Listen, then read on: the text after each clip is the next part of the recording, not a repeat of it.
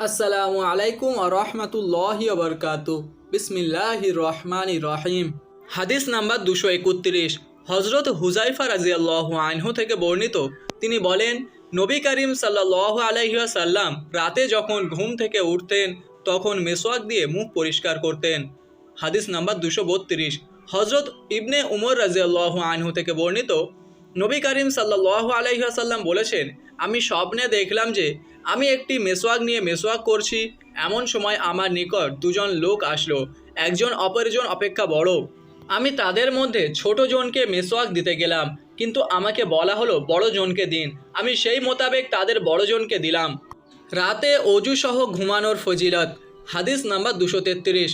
হজরত বারা ইবনে আজেব রাজিয়াল্লাহু আনহু থেকে বর্ণিত, তিনি বলেন, রাসূলুল্লাহ সাল্লাল্লাহু আলাইহি ওয়াসাল্লাম বলেছেন, যখন তুমি বিছানায় যাও তখন নামাজের অজুর মতো অজু করে নিও।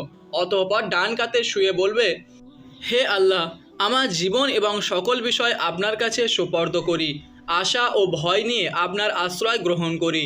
আপনি ছাড়া অন্য কোনো আশ্রয়স্থল ও নাজাত দাতা নেই। হে আল্লাহ, আমি ঈমান এনেছি আপনার নাজিল করা কিতাব এবং আপনার পাঠানো রাসূলের ওপর। তারপর যদি সে রাতেই তোমার মৃত্যু হয় তবে তা হবে ইসলামের ওপর।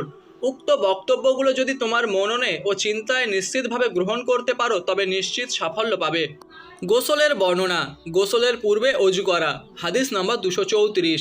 হযরত আয়েশা রাদিয়াল্লাহু আনহা থেকে বর্ণিত, তিনি বলেন, রাসূলুল্লাহ সাল্লাল্লাহু আলাইহি ওয়াসাল্লাম যখন নাপাক অবস্থায় মিলন অথবা স্বপ্নে বীর্যপাত হলে গোসল করতেন তখন প্রথমে 2 হাত ধুয়ে তারপর নামাজের অজুর মতো অজু করতেন।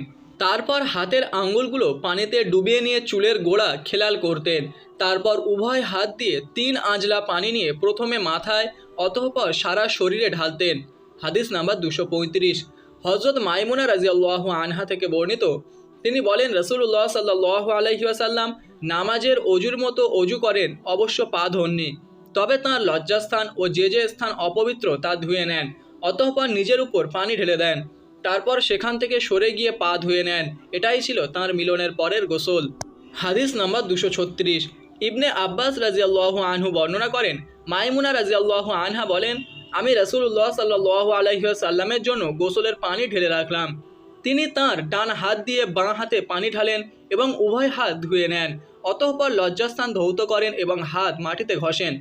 পরে হাত ধুয়ে কুলি করেন, নাকে পানি দেন, শরীর ধৌত করেন এবং মাথায় পানি ঢালেন। পরে সেখান থেকে সরে গিয়ে পা ধুয়ে নেন। অবশেষে তাকে একটি রুমাল দেওয়া হয়, কিন্তু তিনি তা দিয়ে শরীর মোছেননি। স্বামী স্ত্রীর এক পাত্রে গোসল। হাদিস নাম্বার 237। হযরত আয়েশা রাদিয়াল্লাহু আনহা বর্ণনা করেন, আমি ও রাসূলুল্লাহ সাল্লাল্লাহু আলাইহি ওয়াসাল্লাম একই পাত্র থেকে গোসল করতাম। সে পাত্রকে ফারাক বলা হতো, আমরা গামলা বলতে পারি। 1 সা পরিমাণ পাত্রের পানিতে গোসল। হাদিস নাম্বার 238। হযরত আবু সালমাহ রাদিয়াল্লাহু আনহু থেকে বর্ণিত, তিনি বলেন, আমি ও আয়েশার ভাই আয়েশার নিকট গেলাম। তার কাছে রাসূলুল্লাহ সাল্লাল্লাহু আলাইহি ওয়াসাল্লামের গোসল সম্পর্কে জানতে চাইলাম। তিনি একটি পাত্রে 1 সা পরিমাণ পানি আনালেন। তিনি তাতে গোসল করলেন এবং মাথায় পানি প্রবাহিত করলেন। এ সময় তাঁর ও আমাদের মধ্যে পর্দা ছিল।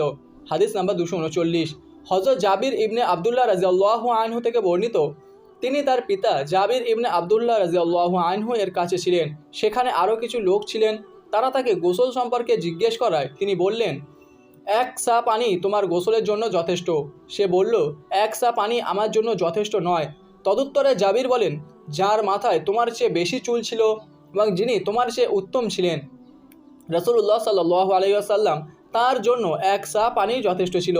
তারপর তিনি আমাদেরকে এক কাপড়ে নামাজ পড়ালেন। হাদিস নাম্বার 240। হযরত ইবনে আব্বাস রাদিয়াল্লাহু আনহু থেকে বর্ণিত, তিনি বলেন, নবী করিম সাল্লাল্লাহু আলাইহি ওয়াসাল্লাম ও তার স্ত্রী মাইমুনা রাদিয়াল্লাহু আনহা একই পাত্রের পানি হতে গোসল করতেন। আল্লাহু আকবার, আল্লাহু আকবার।